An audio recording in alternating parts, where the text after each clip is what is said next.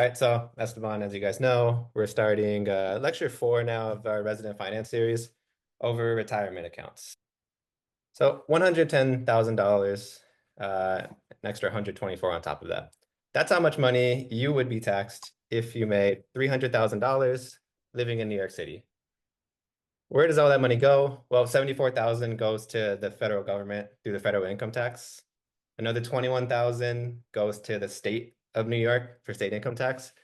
And an extra 11,000 actually just goes to this New York City itself for city income tax. Of course, Medicare and Social Security get their FICA tax on you. And as you can see, a huge majority of what, or a large portion of what you make goes towards taxes. Now, I am all for taxes for funding public things that help society. But the more we pay in taxes, the harder it is for us to reach financial independence when we want to. So the question is there a way to kind of get around some of these taxes while also saving for retirement? Should we bring back tax evasion? Does anyone have good examples of people that have famously evaded taxes? And please say them out loud. I can't see the chat. Donald Trump. Yes, Trump, Musk, Wesley Snipes, I saw. Yeah, so these are, famous tax evaders here. The answer is no, we should not bring back tax evasion, or we should not do tax evasion. There are more legal ways of doing this. And so that's the point of the talk today. Retirement accounts are a way to do this. You pay less now and you pay less later. So let's explore our options here. What options do we have in order to actually avoid some of these taxes? This huge jumble of letters and numbers that may mean stuff to you is our way that we're going to do this. And we're going to figure out exactly what this means. But first, to really understand how we can save on taxes, we need to understand the 3 ways that we can generally be taxed while we are saving for our retirement. There's income tax, there's something that I call a growth tax, and then there's withdrawal tax at the end, on the back end.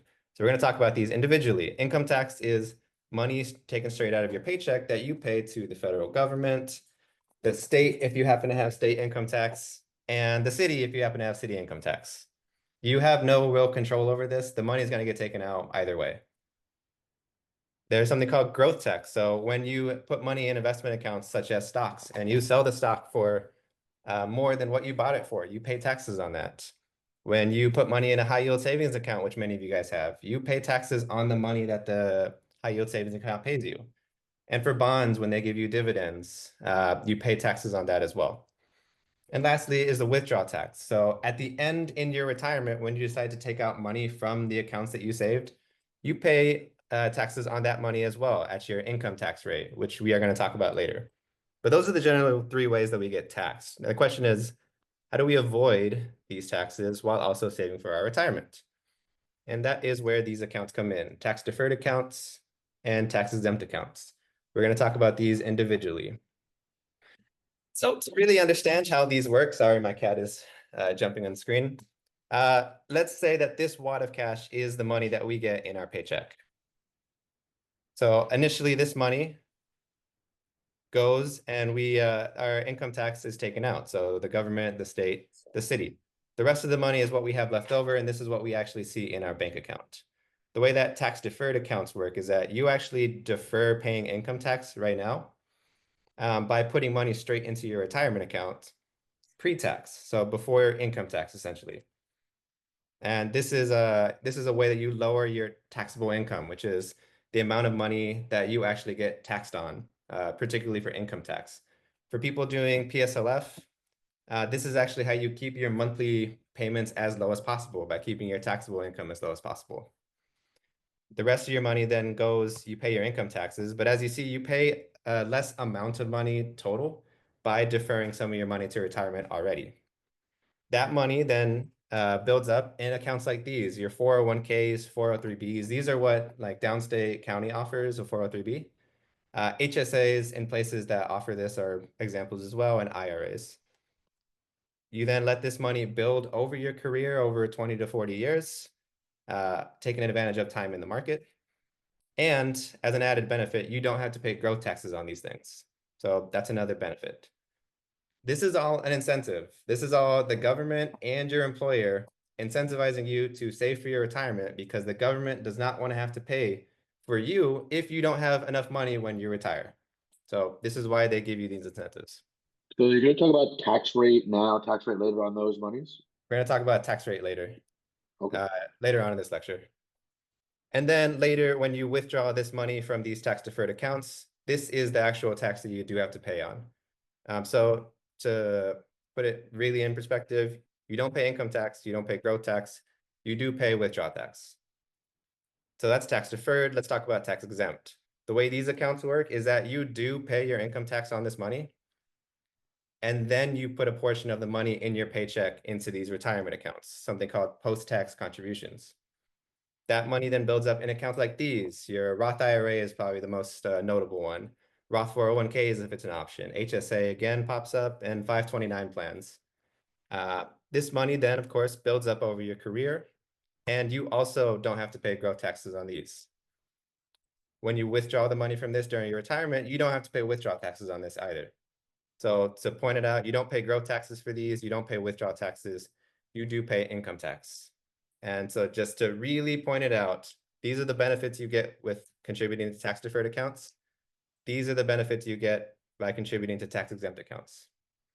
Now, all of these are called tax advantaged accounts because you get the advantage of not having to pay certain taxes on these. That's the whole reason behind these accounts. And that term is really just an umbrella term for tax deferred and tax exempt accounts. So you'll see all these words thrown around, but this is really what they mean. Which then gets us to what exactly is a brokerage account then? What does that actually mean? I thought that meant what we were talking about. So again, all of these are investment accounts, meaning that you are putting money in accounts and hoping that they grow. Tax advantage accounts are the ones that we talked about. You get tax benefits by actually contributing to these, such as these accounts. What brokerage accounts are the opposite. These are taxable accounts, meaning that you pay the full taxes on any money that you contribute to these.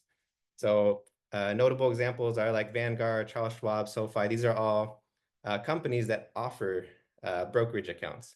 Just to point out, you can also get like Roth IRAs through Vanguard, et cetera. So it's not the company itself that's the taxable account, it's the brokerage account that you actually open with them.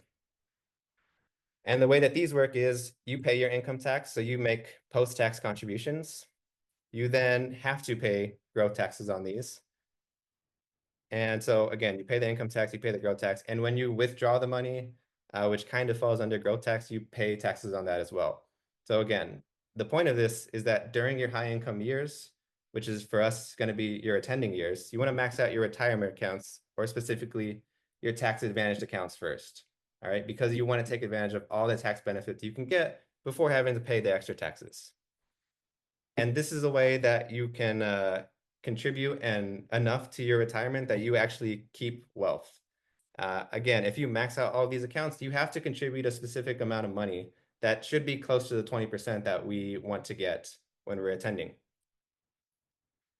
So not super intuitive, not incredibly fun information to learn. Let's all take a deep breath because the next part that we need to learn about is the withdrawal tax. So this is one of the biggest benefits of these tax accounts, specifically tax deferred accounts.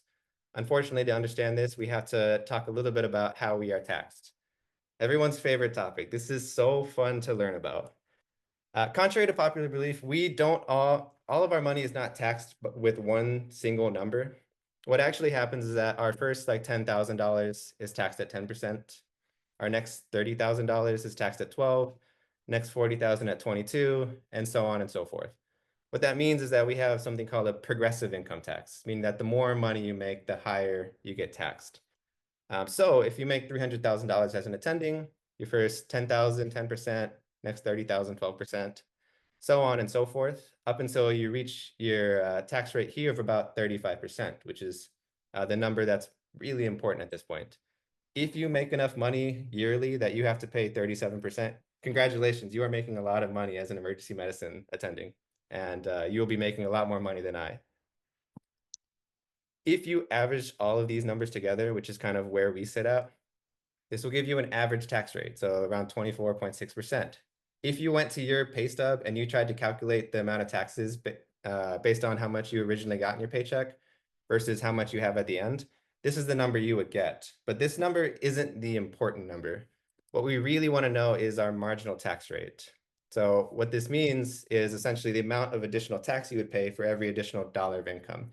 This is the number that you actually want to care about, because say you are already making $300,000 and you took some OT or you got a bonus for whatever reason, and you got an extra $10,000. What you want to know is how much would you be taxed on that money? So if you decided to keep that money, your marginal tax rate is 35% based on the chart that we just looked at. So therefore, you would be taxed $3,500, but you would be able to take home $6,500. Again, this is just federal as well. If you decided to save that money though, and you put it in one of these tax deferred accounts, then you would actually be saving taxes at your marginal tax rate of 35%. So you would save $3,500 in taxes. Now, again, you're not seeing this $10,000 because you are putting it off to your retirement. But right now you are saving the taxes that you would have paid had you decided to keep it. So that's kind of the big point here.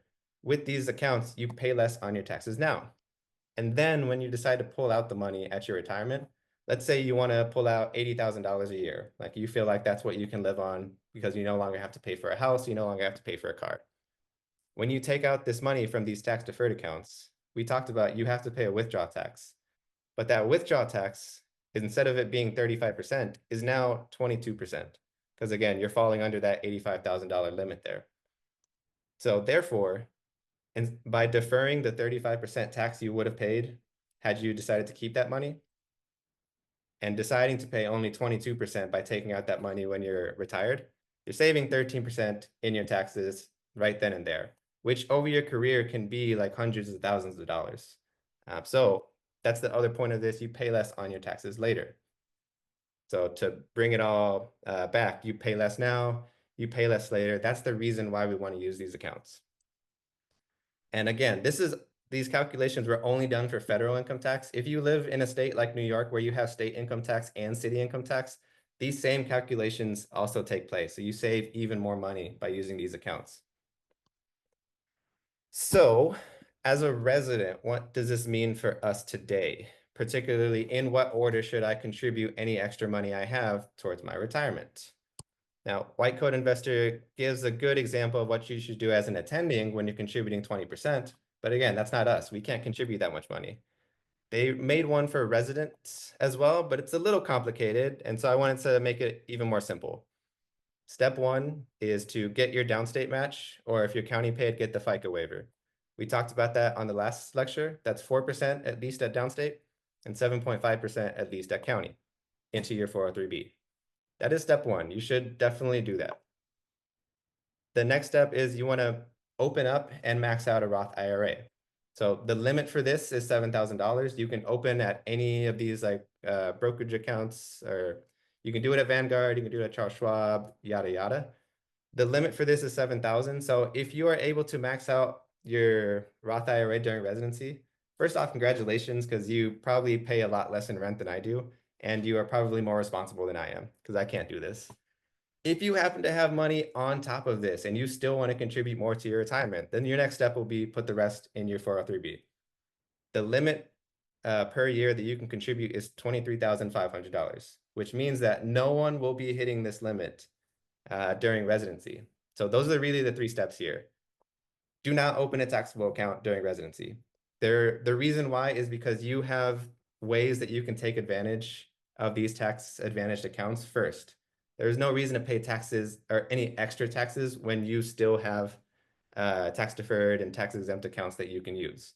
All right, so just don't do it. As an attending, yes, do it, but as a resident, don't.